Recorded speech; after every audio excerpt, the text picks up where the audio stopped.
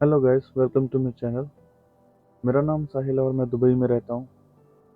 और ये मेरी पहली वीडियो होने वाली है वेबकम के साथ। मुझे बहुत ज़्यादा डर भी लग रहा है, मुझे समझ नहीं आ रहा क्या बोलने का क्या नहीं। तो आज की मैं वीडियो में अभी बहुत सारे लोग देखते हैं मुझे इंस्टाग्राम या व्हाट्सएप पे मुझे मैसेजेस वगैरह आते हैं कि भाई आप दुबई में कैसे क्या काम करते हो, क्या कहाँ रहते हो, कैसे करते हो सब कुछ। तो ये मेरी पहली वीडियो है। जो दुबई में आने से पहले आप सभी को कुछ 5 चीज़ें हैं मैंने जो फिगर आउट की है कि जो आपको पता होनी चाहिए। सभी लोग चाहते हैं कि हम दुबई में आएँ, अपना वेल सेटल हो जाएँ, लेकिन दुबई की कुछ चीज़ें ऐसी हैं जो इंस्टाग्राम से या हम जो फ़ेसबुक या यूट्यूब पे देखते हैं उससे अलग है, जिसके बारे में आप लोगों को पता होना चाहिए। तो मैं 5 चीज़ें आपको आज बताऊँगा दुबई दुबई के बारे में। तो हमारा पहला पॉइंट है the emotional reality. Emotional reality means कि जब भी एक आदमी अपने गाँव से निकल के या अपने शहर से निकल के एकदम एक बहुत बड़ी सिटी में, मतलब एक आदमी की पूरी ज़िंदगी चेंज हो जाती है इधर आके। मतलब हर एक चीज़ नई, आपको पता नहीं आपके गाँव के दोस्त मिलेंगे या नहीं मिलेंगे, आपका काम अलग होएगा, आप किधर रहोगे, ये सब चीज़ें बहुत ज़्यादा मैटर करती हैं व्हेन यू केम हियर।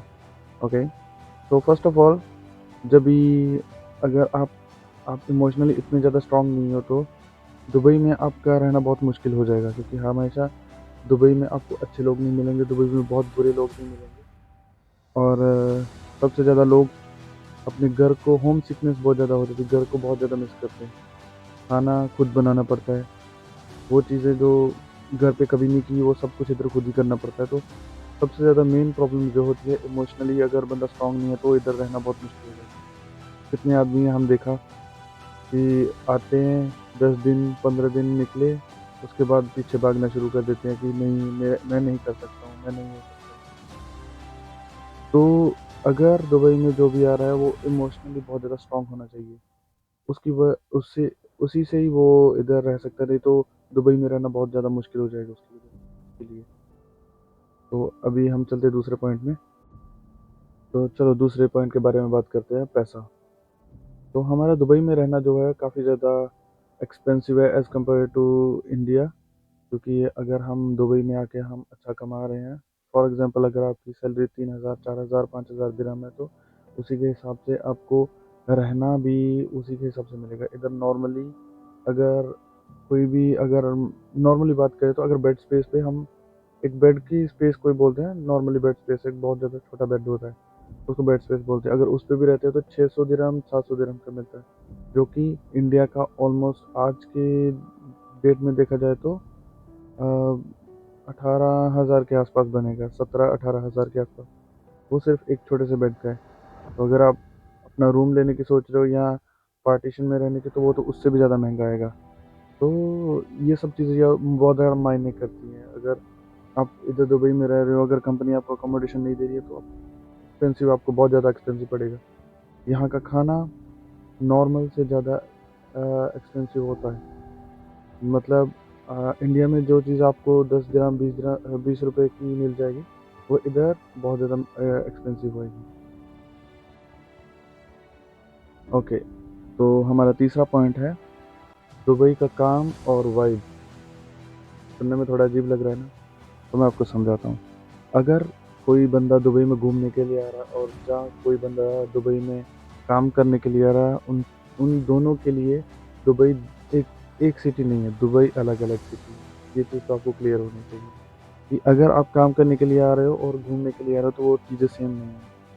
क्योंकि रियलिटी ऐसी है कि जो काम करने के लिए आ रहा है उसके सर में हर रोज़ प्रेशर, कंपटीशन या कांस्टेंट हसलिंग चलती रहेगी उसकी।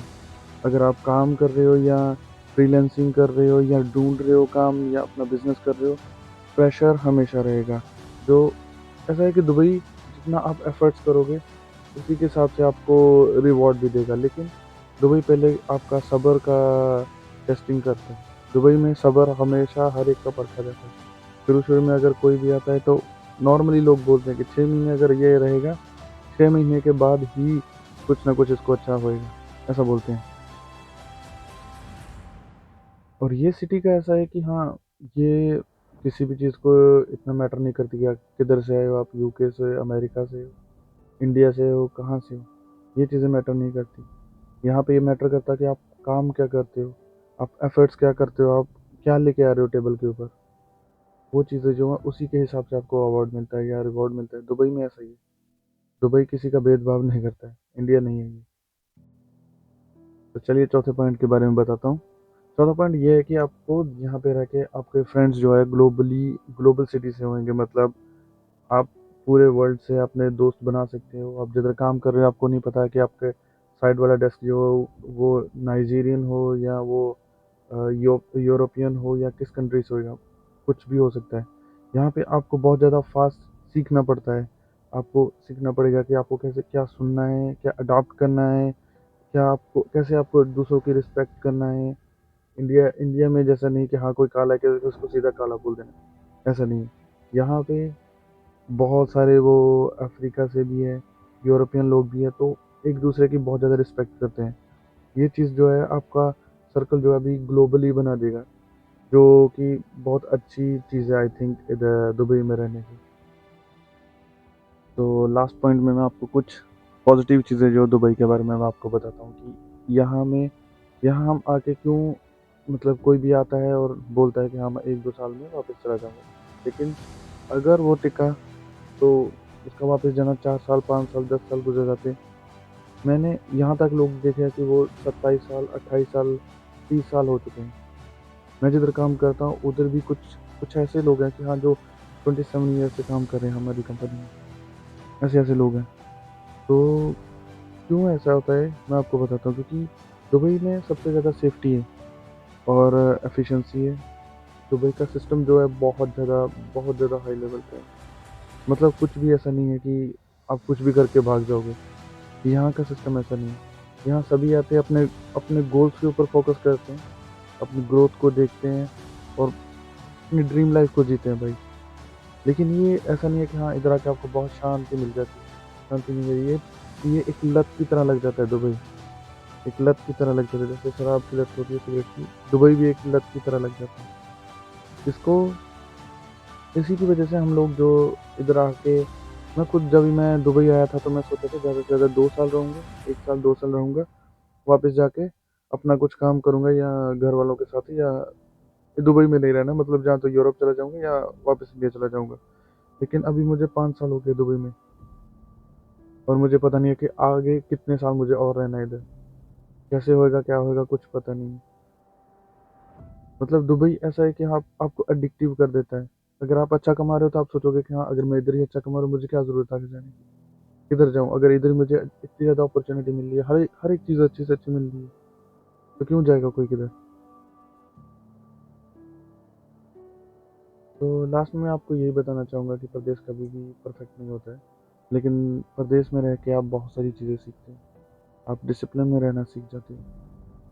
आप अगर आप दुबई में रह के ये लाइफ जी रहे हो तो आप समझते हो, लेकिन अगर आप बैक होम अभी घर पे हो और सोच रहे हो दुबई में आने के लिए, तो उस चीज़ की टेंशन नहीं लो।